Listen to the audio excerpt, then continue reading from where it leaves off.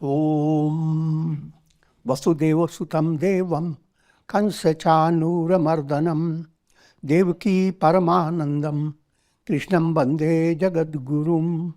Om. Adorations to Lord Krishna, the preceptor of the universe, destroyer of the forces of darkness, bestower of immortality. Srimad Bhagavad Gita in chapter 18. The chapter is known as Moksha Sannyasa Yoga. It's dealing with the climax, the ultimate goal that awaits for every soul.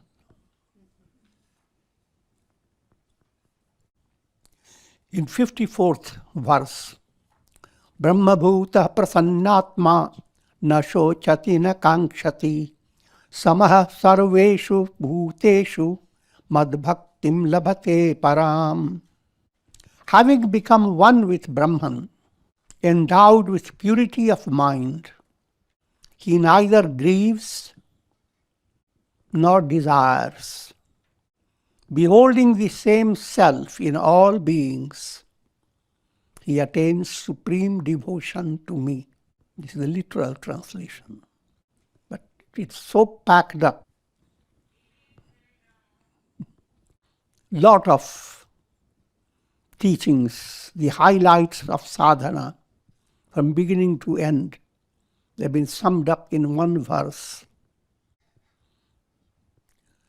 Brahma Bhuta Prasannatma.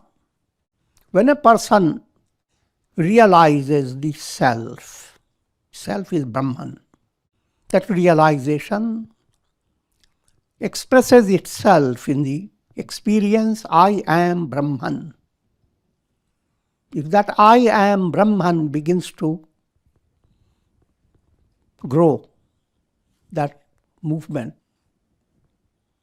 because spiritual progress is gradual, it's not sudden movement, called krama. Step by step you move forward.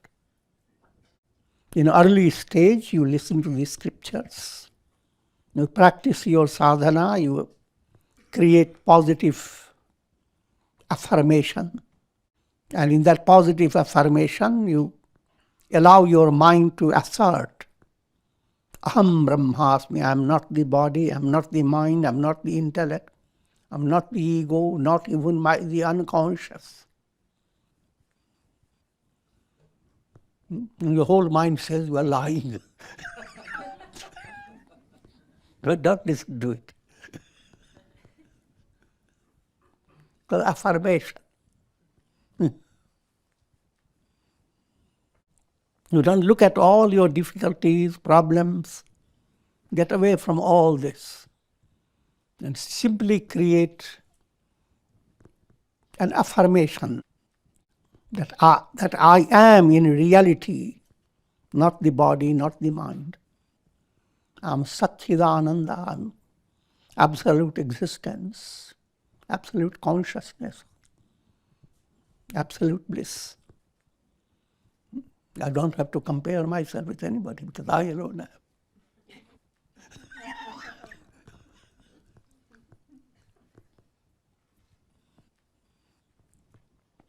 Brahma Bhuta, that is the whole process of being Brahman. One important point to understand, the difference between becoming and being. Led by karma, you are constantly becoming. Yesterday you were one day short in your life. Today you have aged one day at least, day by day. You can't go back to yesterday. A certain desire is fulfilled, and you develop a sense of, I was poor, now I'm rich. You're always becoming.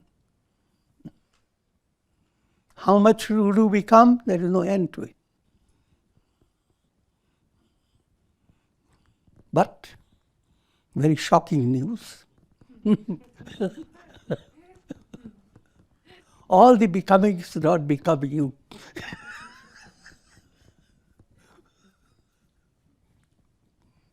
Think of the English language. They don't become you, they don't qualify you, they don't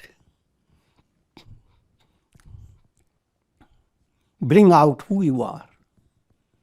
It's a kind of a deluded notion that I am becoming better than before. I'm talking in a very profound way. In a relative world, it's perfectly okay. Yesterday you may be more tamasic, today you are more sattvic. So from that point of view, we are getting better and better. But as long as you are in a world where you have to constantly become something else, that world is not the goal. For very easy understanding, if you are dreaming, and in your dream, changes are occurring in your status. You started like a little bird and now become a big bird. A fly. I'm joking, but try to understand. All the big things that you want in your dream is a process of becoming. But behind all the becoming, you are the one sleeping on the bed, the being.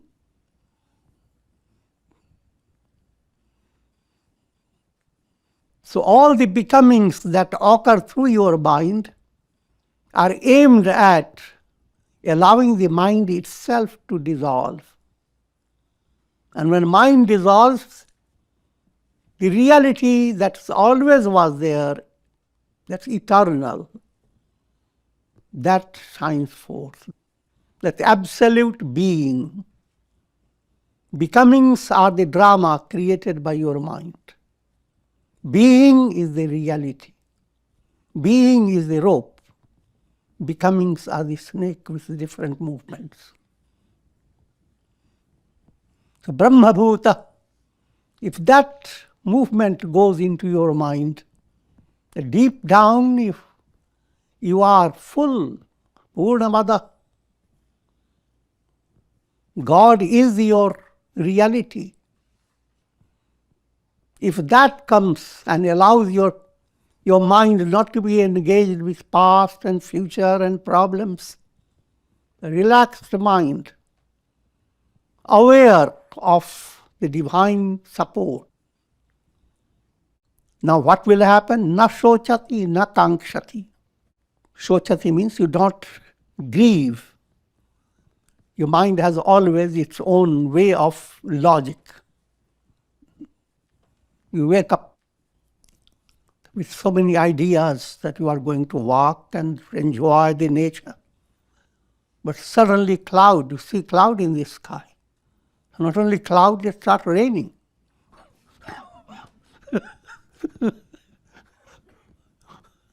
Now, instead of sense of joy in your mind, a sense of despair comes. All I planned. I'm giving simple illustrations. So life has always, your mind is grieving over things. How did that happen? And expecting things to happen. In simple way, you grieve over painful experiences and you expect pleasant experiences. But pain and pleasure both are not viewed by your mind in a profound way. Those who begin to view it, they start saying pain is gain.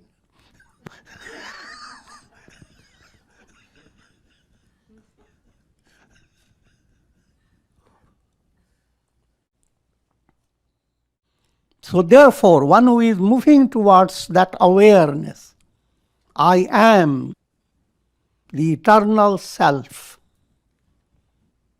That I am has nothing to do. It's full. As that understanding begins to develop, it expresses in the form of equanimity in your mind. In other words, serenity. You handle things without allowing yourself to be shaken. You may, also another point, you may shake, but without being uprooted. If your root is strong, shaking is healthy. Makes you flexible.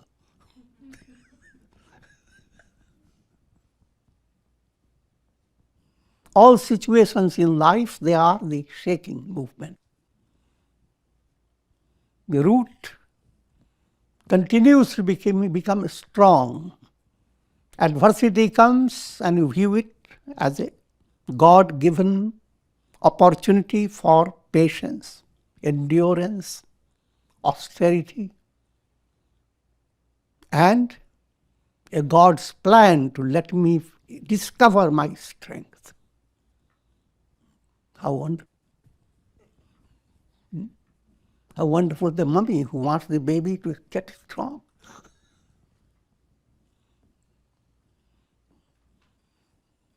So adversity does not allow your mind to become degraded, humiliated, afflicted with sorrow, but rather is a kind of joyous movement. Prosperity in turn, instead of impacting on your ego and making it swollen, how great am I? Look at those people, miserable. I have become successful. Now we will befriend those who are rich and prosperous. Get away from these. I'm giving the drama of something that you see in the news all the time. Swollen-headedness, prosperity. And that prosperity is presented to the masses. How prosperous we are going to be. That's another, I'm not going into that direction. But the idea to understand, prosperity that takes away your human and divine values. Human value to be kind, compassionate, generous, to be able to inspire others. But too much prosperity, now we begin to compare. Why should I move with these poor people? I'm rich. I will have rich friends. I will drive $1 million car. I'm joking. So prosperity, any experience of prosperity to any degree, if your mind is on the right path, makes you enjoy your sadhana in a more profound way. If there is prosperity, your mind doesn't have problems to work with. Let me therefore do profound japa. Let me plan to go into deep meditation. Let me explore the Kundalini Shakti. I'm giving you many ideas, but prosperity allows you to encourages you to discover your inner potentiality and allow it to blossom. And it expresses in the form of humility, not pride. Then adversity is a blessing and prosperity becomes a blessing. Therefore, to a Brahmabhuta, one who has gained that level of understanding, I am the unshakable Brahman. I am the sky.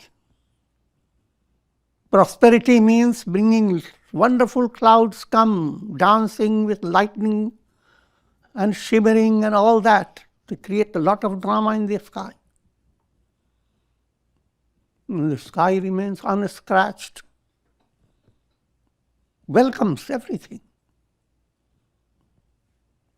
And then this whole scene changes when dark clouds with thunderstorms and a lot of rough sounds begin to gather. And the sky welcomes them all. Come in, come in, come in. What a wonderful sight. The sky doesn't grieve. Oh, what a wonderful time it was. But now look at the calamity coming.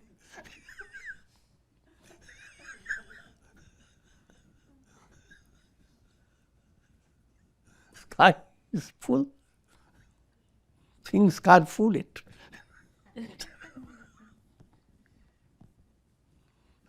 You are full. Don't let the world fool you. Prosperity comes, don't get fooled. Utilize your prosperity. Adversity comes, don't get fooled.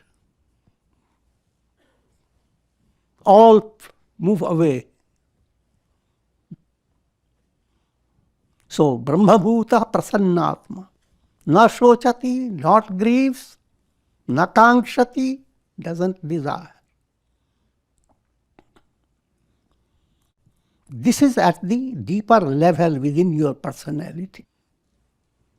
In practical world, sometimes immature aspirants get confused. In satsanga I heard, no shvachati, na kankshati. No grieving, no, not desire. It's time to eat food, but I shouldn't desire.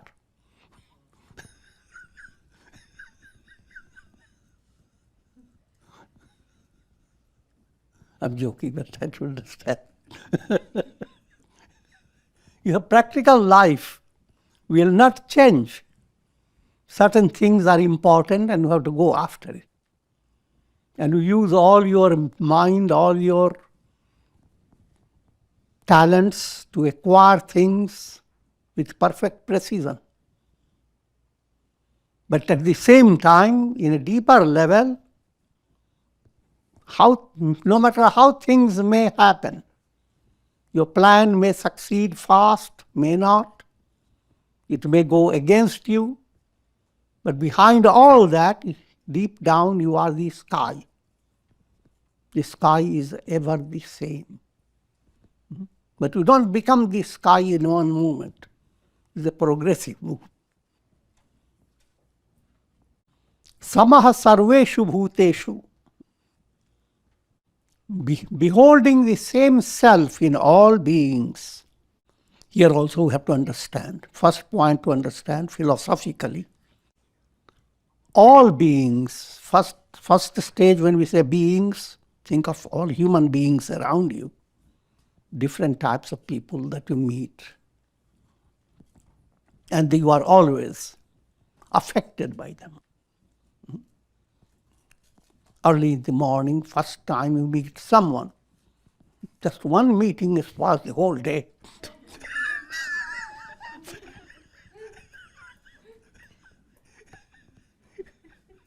It can be other way around. One meeting can make the whole day joyous.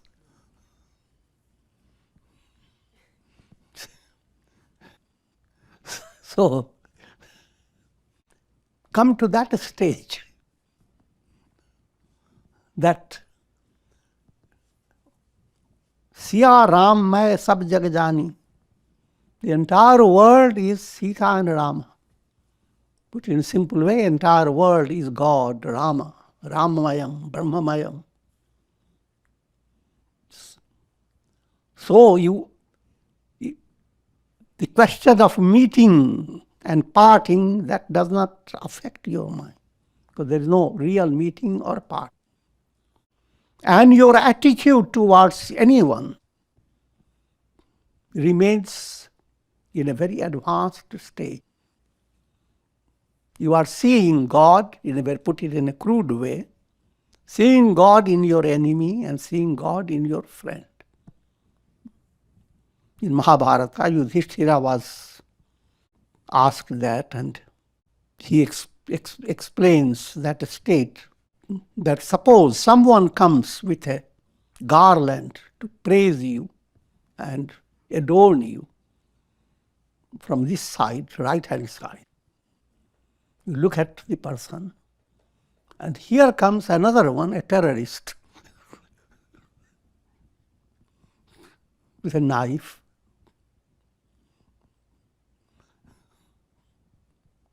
If you have the divine intellect, you look at both with equal vision. Try to digest it.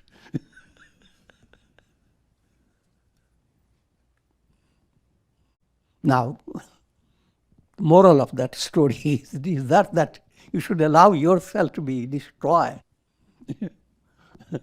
You do everything possible to save yourself, all practical realities. Don't get even your nail endangered. Even though all this is Maya, doesn't matter.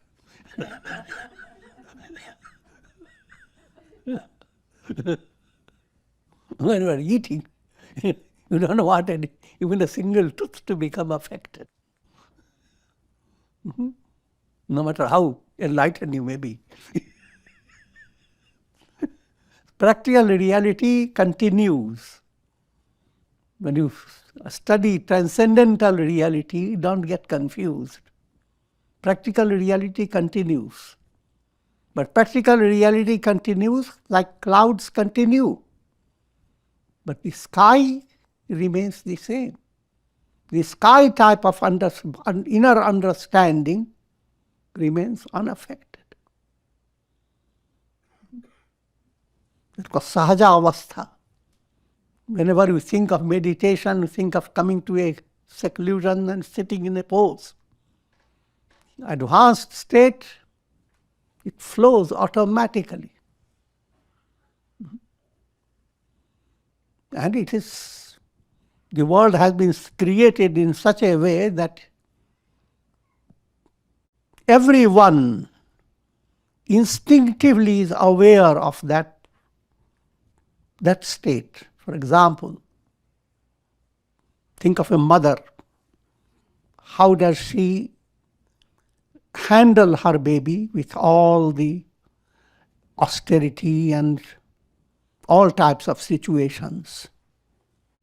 In the same way, you have that potentiality of having a heart that understands all human beings, all creatures are souls, just like you. And if they are following a wrong track, you will not shout at them, but try to understand with compassion, with a motherly compassion towards a baby. If a baby has done wrong. And how can you help? That develops in your mind. Not a quick judgment. Oh, that's a nasty person. Let me do mantras to send him to hell forever. Ask your priest, what is the mantra that can damage the enemy faster?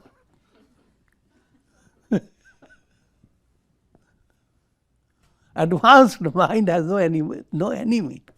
How can any soul be inimical to you?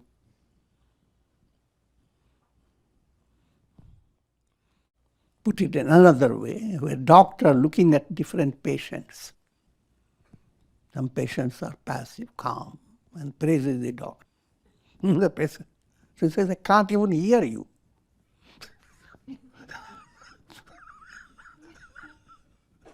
The doctor's role is not to become angry with one who does not recognize him.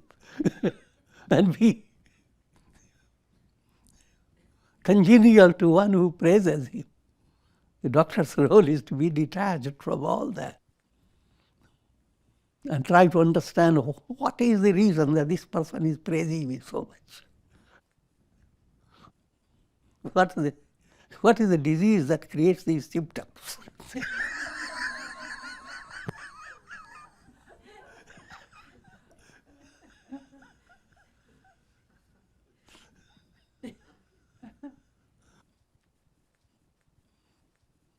So that again, to be understood, is in your deeper plane. You view all with compassion.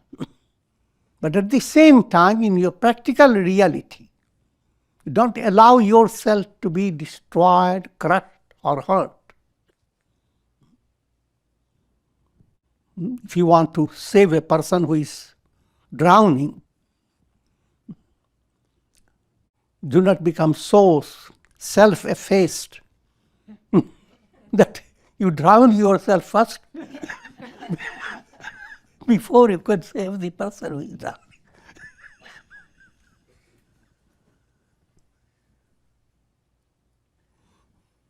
To understand the deeper experience, which is perfectly clear, there is neither grief, nor joy, nor pleasure, no gain, no loss, and there is nothing to gain because I am Brahman.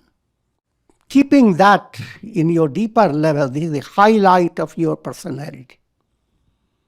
But conduct yourself with perfect skill. Yoga karma kaushalam. Every action that you are handling, you must have perfect skill. 2 plus 2 will be always 4. Don't make it 5.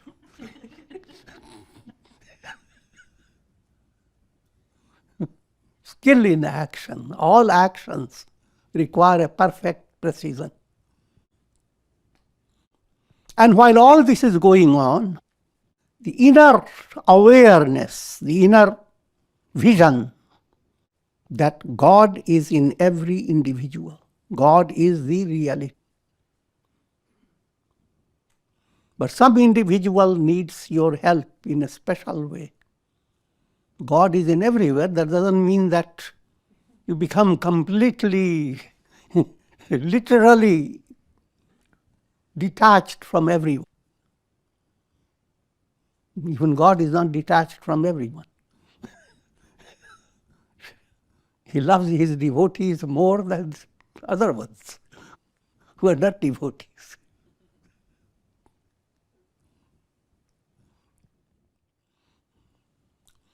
All that has to be understood in a very profound way. For example, there are so many buckets with water, but water is not exactly pure. It is in different states. In all the buckets, sun is reflecting. So no matter whatever may be the appearance of the sun, from a wiser point of view, you are looking at the sun. But that doesn't mean that you start drinking that water.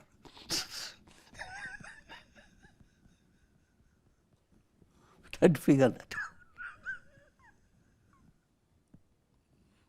We're recognizing God in a tamasic, rajasic personality.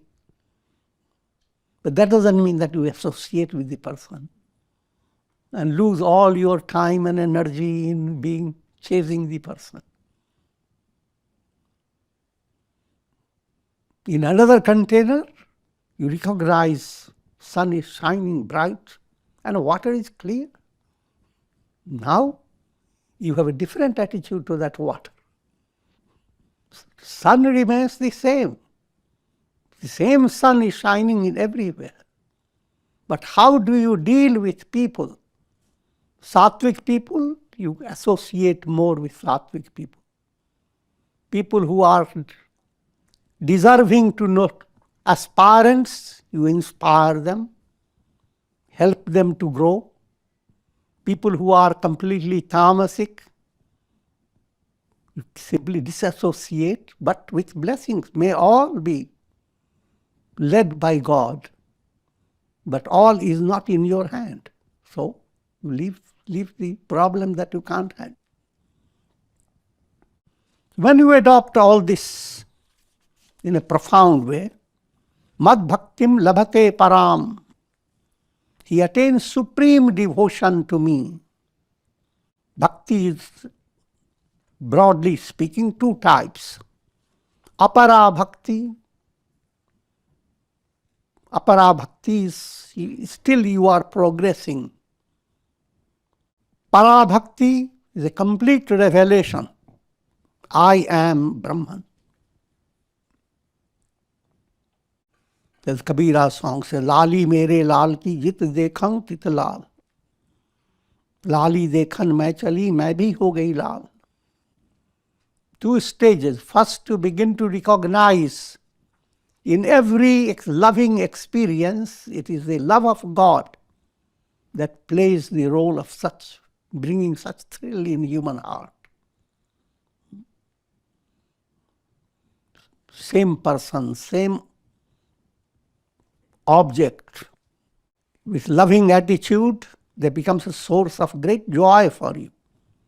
But when your impressions change about the object, the same person who have lived with so many years, and suddenly the mind changes angle. What I'm leading you to understand, that experience of real love, that should be your focus. Implying that when you love anybody, you are not loving the person because of the shape of his head, shape of the...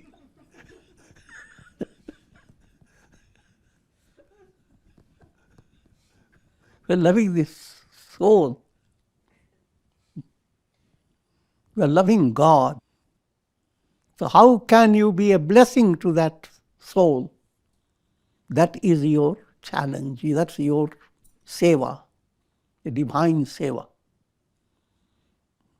So God being the source of love becomes the most profound way of creating human relations.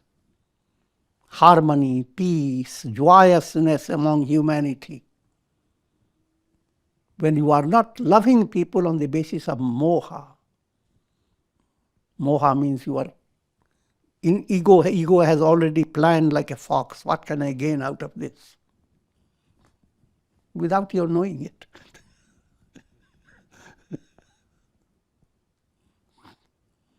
So to understand the difference between moha-based love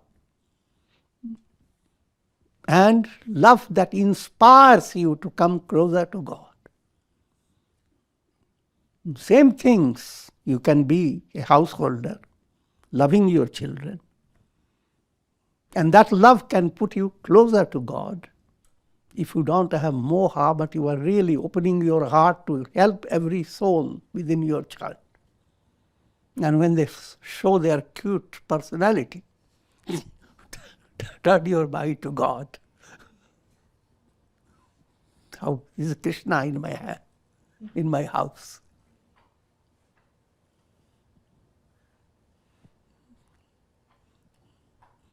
So what I was trying to say, in lower bhakti, you are looking for uniting yourself with God. And a little of God is here and little of God is there, and you reunite. Lali mere lal ki jit dekha. Went out to behold the beauty of the beloved. You see the beauty here, see the beauty there, and you become more and more fascinated. Then you come to another stage. That beauty is exploding everywhere. You don't have to look this way or look that way.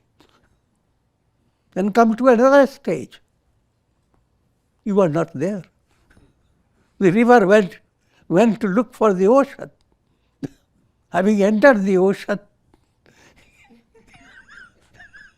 it doesn't even exist.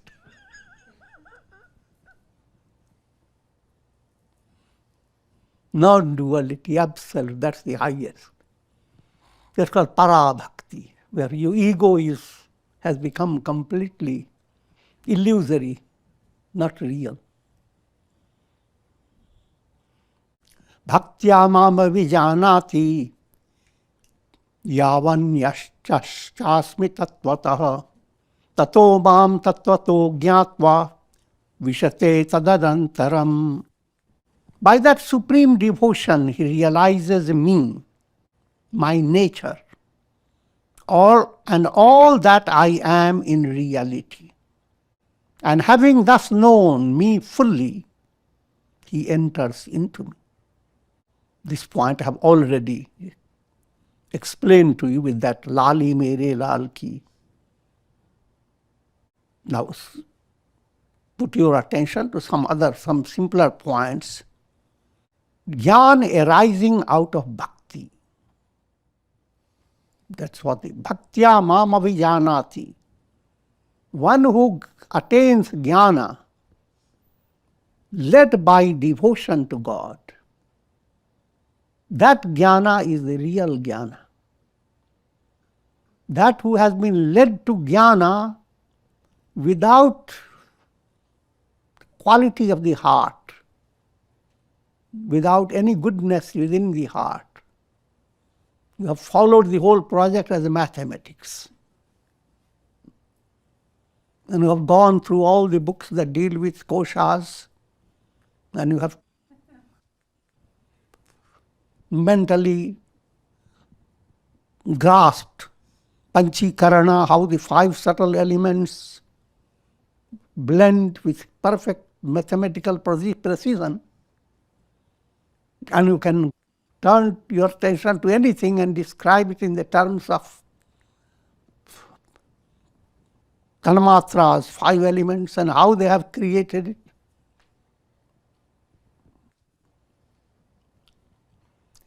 I'm giving you just a distracted way of explaining. That's called Shushka Jnana, dry knowledge.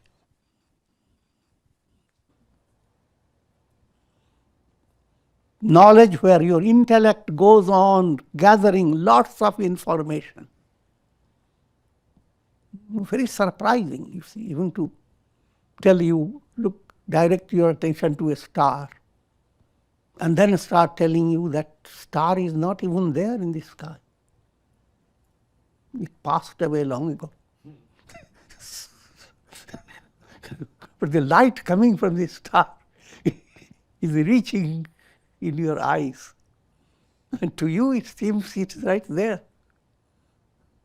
But it is not there. See, when I hear this, how much I know now. I'm not underestimating all the science knowledge. But that's real. The knowledge we are speaking of is that allows you to discover I am Brahman, and the whole world is an expression of God. And therefore, that knowledge does not dry up your heart. Let me remind you of another way to understand. There was one great scientist, and he gained terrible thrill in his exploration. So busy, he stopped giving attention to his wife. One day, wife comes shedding tears while he is busy with his doing some practical with various scientific instruments. And when she comes, he says, "Wait, your tears have been very important for me, but today I will chemically analyze it. So I will not be affected by it in future."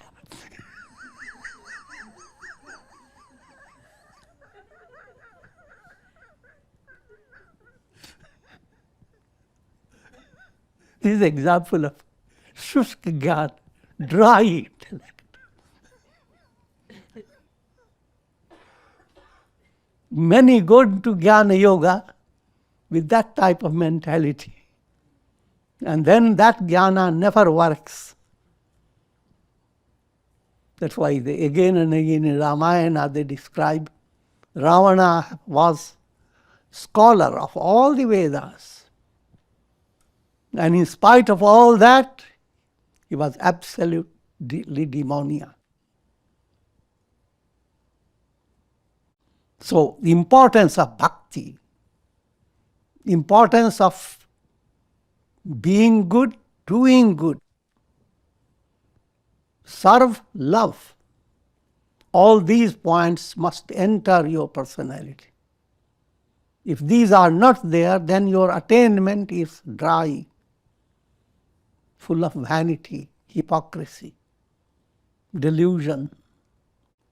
Sarva karmani nyapi sada kurvano madhyapashrayah matprasadat vavapnoti shashvatam padamavyayam. 56th verse. Having taken refuge in me, he who performs his duties faithfully at all times attains the eternal and imperishable abode by my grace. First point is having taken refuge in me. A sense of coming closer to God, sense of building up a Godward mind, that's the foundation. With that foundation, that means you are surrendering to God. Of course, in practical world, relating to verbosity, you can say, I have surrendered to God completely. I did that 10 years ago.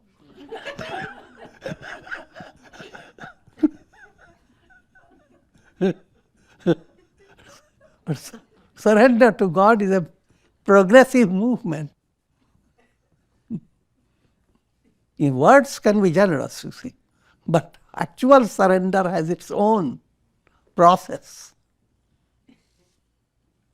Whatever degree of surrender enters your heart, to that extent, you become internally, profoundly rich in a spiritual way. Surrender and spiritual attainment, they go together. Until surrender comes to a stage of self-effacement. Ego is not there. So that point, keeping that point in your heart, every duty that you perform, continue to draw inspiration from surrender to God. So having taken refuge in me, he who performs his duties faithfully at all times, sada kurvano madhyapashraya. The point is, first point, do your swadharma. Duty means things that are of practical importance from a spiritual point of view. Different types of duties present themselves to you. That subtle point has been given in the Gita many times, and it requires subtlety of intellect to understand it. The subtle point is the difference between paradharma and swadharma. Swadharma is your duty. Paradharma, all the time that you use our energy, you are doing it against yourself. It's an inimical movement. You are letting the lower self win over you.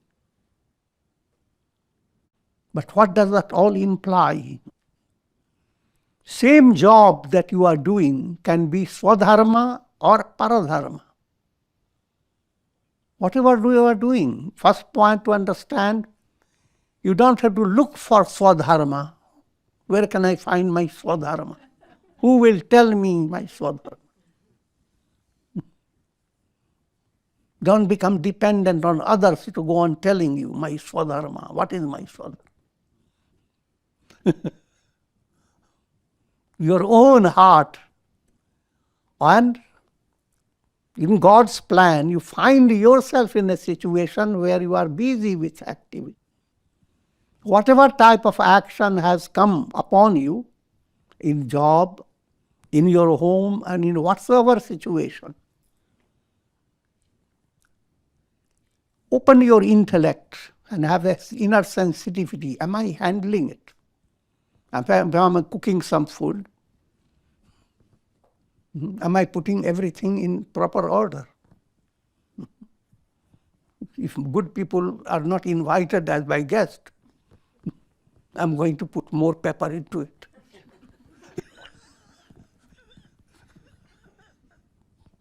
More salt. I'm joking. But the idea is, even if normal people are there, everything is. Whatever you are doing, bring your perfection, bring your quality in it. And that automatically gives you an inner joy when you see things done by yourself. And that joy is the real benefit from your work.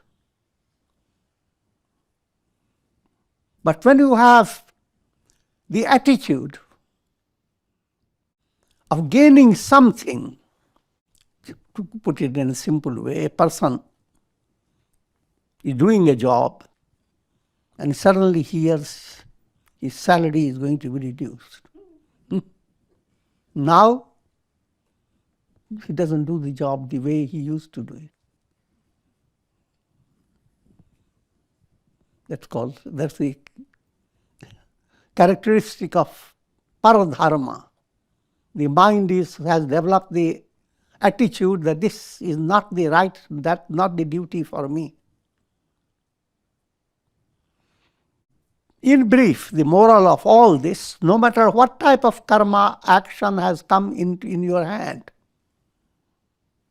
be proud, handle it well, and consider it as a worship of God. Any karma, any action relating to your own body, relating to people around you, relating to your business, relating to your whatsoever, some karma is always there. Handle it with the spirit of worship. And thereby what will happen? Your mind will not scatter its energy in vain. You will begin to experience inner stability, joyousness. Otherwise, what happens for majority of people? They are working hard, but they are counting their years. When will we retire? They are making plans. After retire, I'm going to go to Miami Beach. They'll sit on the chair and watch the setting sun. I'm joking. When you have that type of attitude, all the karmas that you are doing is called sakamya karma. They are not your duty. Paradharma. Because you are not enjoying. Food that has been given to you and you are not chewing it, but watching others chew it. I'm joking.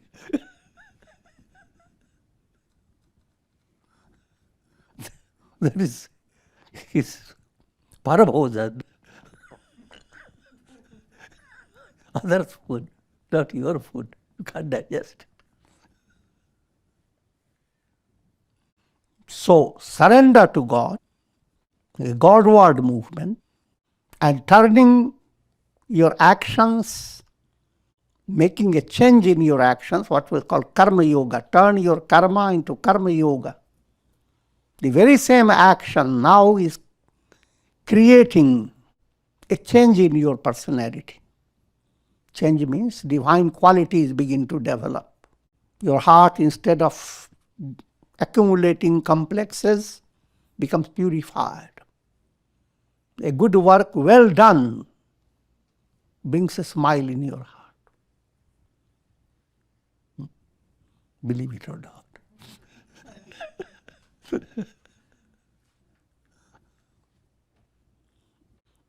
And that should be at all times, 24 hours, 7 by 24.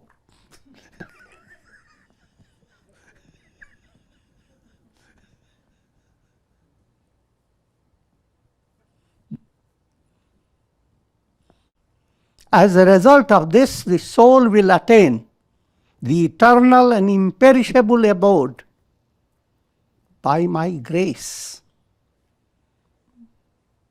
Subtle point to understand. Now your actions will be blended with the act of grace. In the beginning, you are with your effort. You put all your skill and your heart into your activity with good-heartedness. What we'll find, the effort aspect begins to diminish. The joy aspect begins to increase. Third thing happens, inspiration and insight. Things that could be done that normally you would have taken a whole day, and do it in 1 hour with great quality. You want to write an inspiring poem, it could have taken a whole day for you to collect and make it beautiful. With inspiration, within 15 minutes. So much has come that you don't have the paper for it.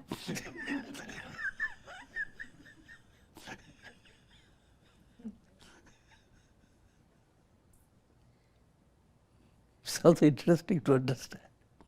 Perspiration and inspiration. If you don't have Godward movement, then all your effort is based on your perspiration. And by the time you succeed, physically and mentally, you are exhausted. But when you are putting a spiritual attitude in your action of surrender and love of God, now prasad begins to work, grace begins to work. Find your works are becoming more clear.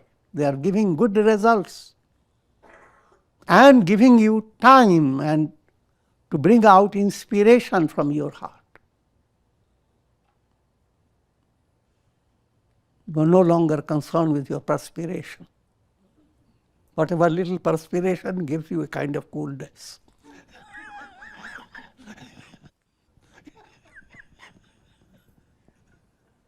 With this, I'm going to conclude. You have taken a lot of time.